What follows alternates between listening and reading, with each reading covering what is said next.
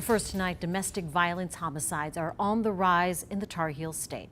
And thanks for joining us for the news at 11. I'm Jane Monreal. State data showing this year the total already exceeding last year's count. That as 35% of women and 30% of men experience domestic violence right here in North Carolina. Local ministries tell us tonight there are simply not enough resources to meet the demand they're seeing.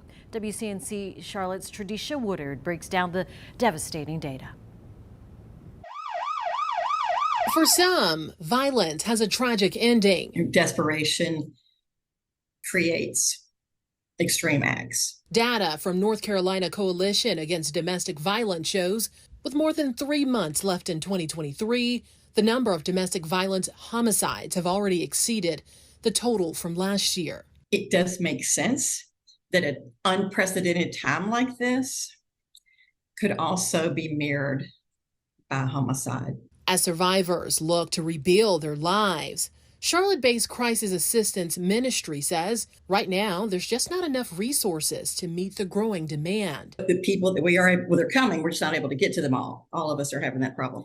Everybody in the human services arena is facing a shortage of support. With many pandemic-era funds coming to an end and an increase in the cost of living, the ministry says many survivors of domestic violence are coming in with a much bigger need. One of the biggest problems we see overall is wages not keeping up with cost of living.